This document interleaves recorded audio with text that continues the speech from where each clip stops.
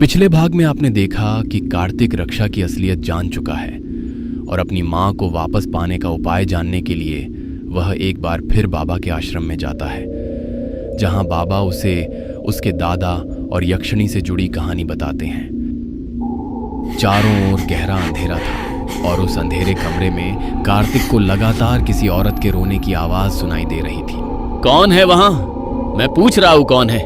कार्तिक कौन है पूछ रहा था कि तभी बाहर जोर से बादल गरजता है और उसी के साथ कमरे की खिड़कियां तेज आवाज के साथ खुलने बंद होने लगती हैं। तभी खिड़की का कांच गिरकर टूट जाता है और उसी के साथ बाहर चमक रहे चांद की रोशनी छिटक कर कमरे में आने लगती है। चांद की हल्की सी रोशनी में कार्तिक को सामने एक औरत नजर आती है जो घुटनों में सर गड़ाए जोर जोर से रो रही थी। कार्तिक धीमे कदमों से उस औरत के नजदीक जाकर उसके कंधे पर हाथ रखता है तो वो औरत निकालकर उसकी ओर देखती है। उस औरत का भयानक चेहरा देखकर कार्तिक के मुंह से एक जोरदार चीख निकल जाती है। सामने बैठी औरत का पूरा चेहरा सड़ चुका था। चेहरे पर बस कहीं कहीं मांस दिखाई पड़ता था और आंखों के स्थान पर काले गड्ढे नजर आते थे। कार्तिक घबराहट में अपने कदम पीछे खींचने लगता है। तभी वह औरत कार्तिक की ओर हाथ बढ़ाती है जैसे वो मदद की भीख मांग रही हो और उसी के साथ कार्तिक की नींद टूट जाती है। हे भगवान, कितना डरावना सपना था। सिर्फ सोचने से ही पसीने छूट रहे हैं। पता नहीं इस सपने का क्या मतलब है। माँ खतरे में तो नहीं है? कहीं उनके साथ कुछ अनहोनी तो नहीं हो गई है? सपने में अपनी माँ के हुलिये की औरत को देखकर कार्तिक काफी घबरा गया था। इस समय मदद की उम्मीद उसे सिर्फ बाबा से ही थी, इसलिए वो जल्दी से आश्रम पहुंच जाता है।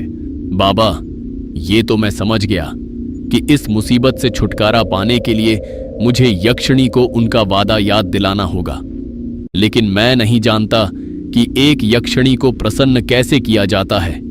आप ही मेरा मार्गदर्शन करिए बाबा। देखो, आज एकादशी का दिन है।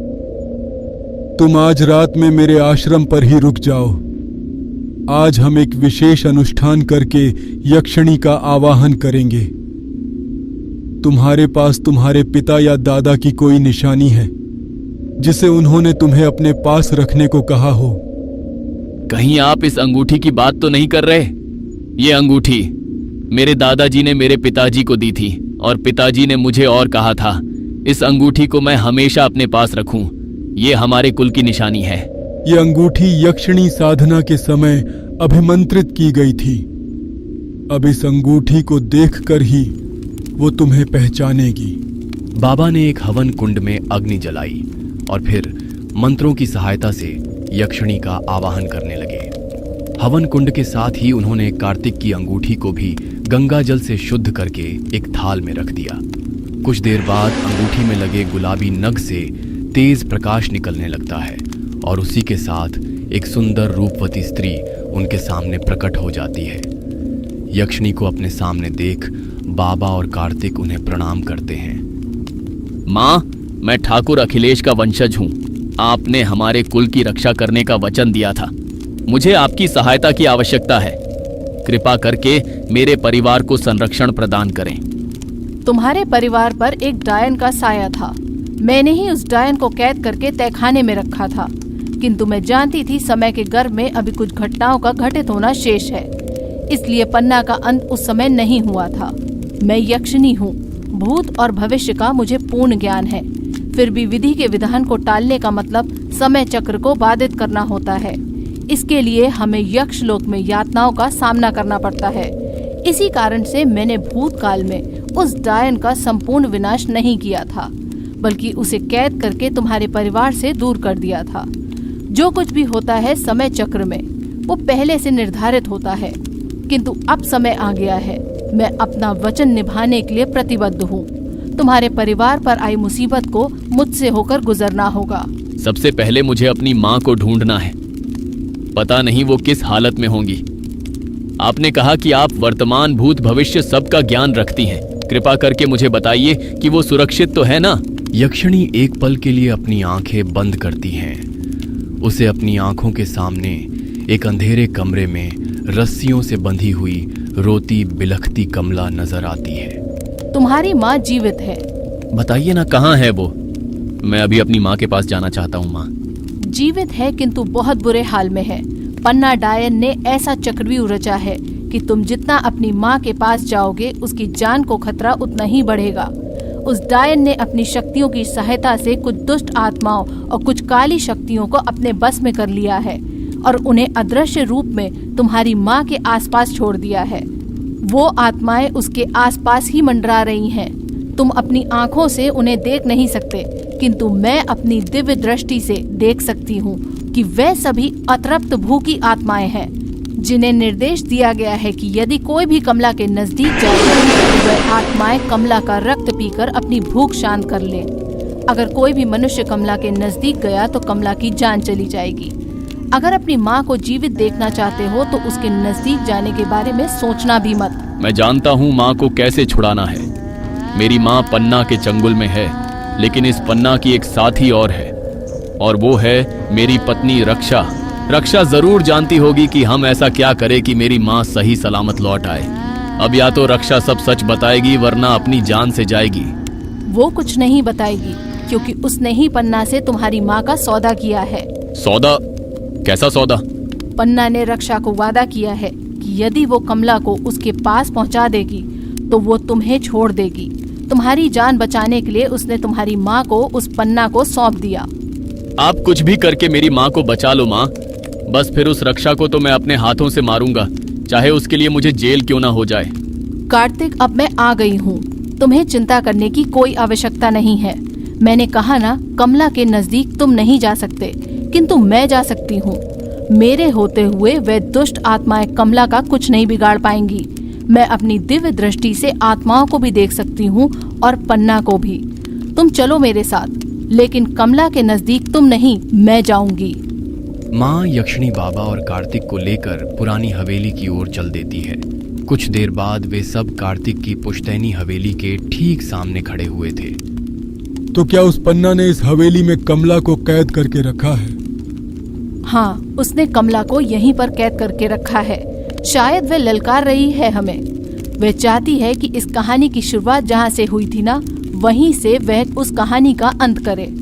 सभी लोग हवेली के अंदर पहुंच गए थे। कमला तहखाने में कैद है। आप सब लोग यहीं रुकिए, नीचे सिर्फ मैं जाऊंगी। कुछ देर बाद माँ यक्षिणी पन्ना के ठीक सामने खड़ी हुई थी। तुझे क्या लगता था उस रक्षा को आगे करके तू बच जाएगी?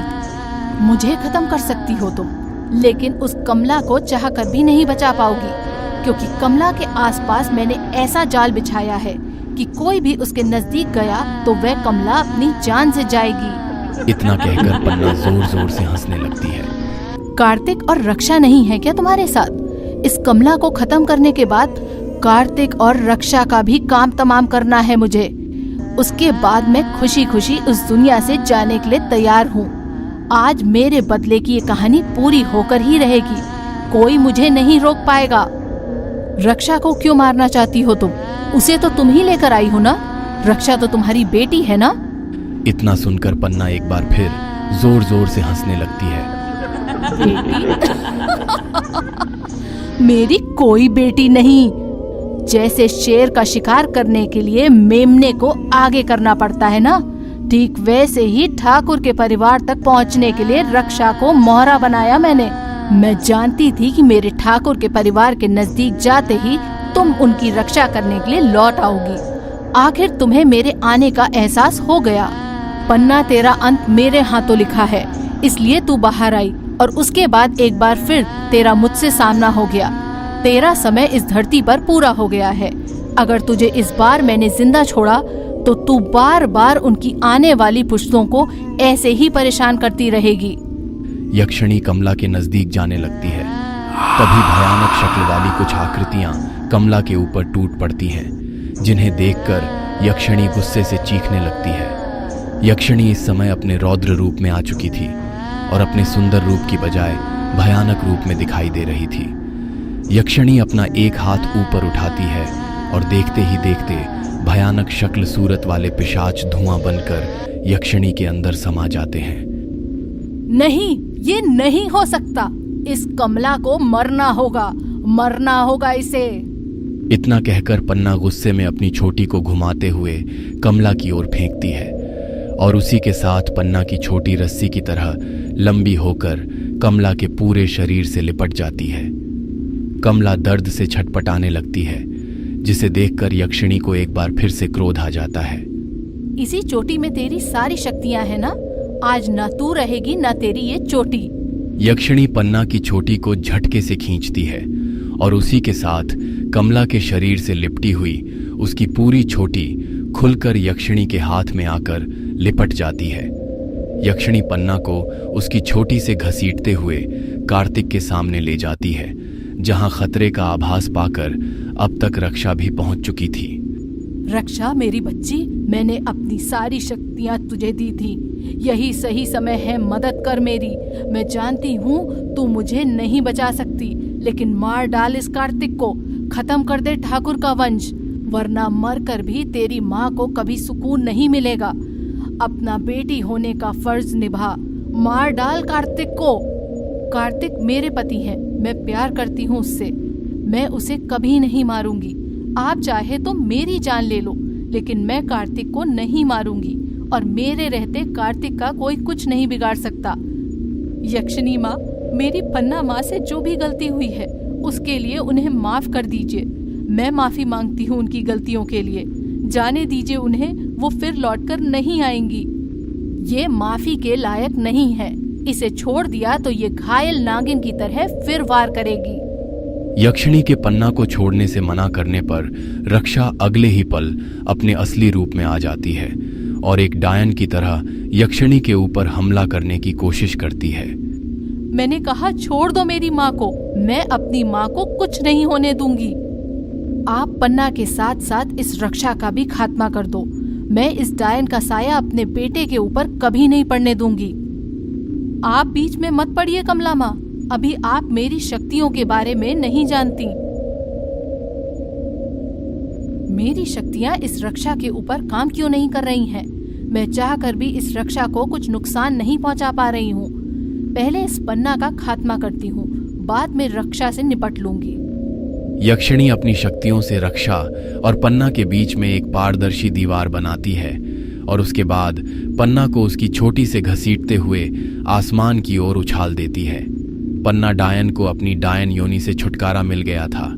पन्ना को खत्म करने के बाद जैसे ही यक्षिणी एक बार फिर रक्षा के ऊपर अपनी शक्तियों का प्रयोग करने की कोशिश करती है, उन्हें एक जोरदार करंट सा महसूस होता है।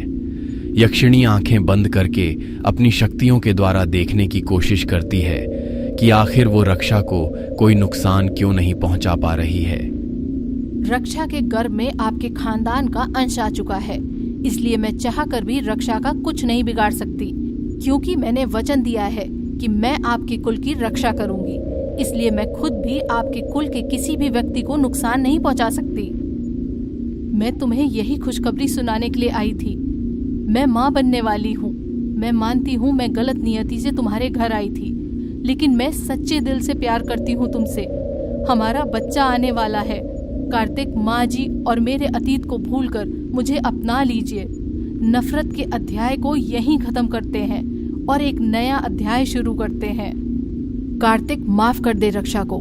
जब वह पन्ना मुझे मारना चाहती थी, उस समय भी इसने मेरे प्राणों की रक्षा की थी। इसने ही पन्ना को मुझे कैद करने के लिए कहा, वरना वह तो मुझे अब तक कब का मार चुकी होती। माँ की बात सुनकर कार्तिक रक्षा को माफ कर देता है और उसके बाद सभी लोग खुशी खुशी वापस अपने घर की ओर चल पड़ते हैं।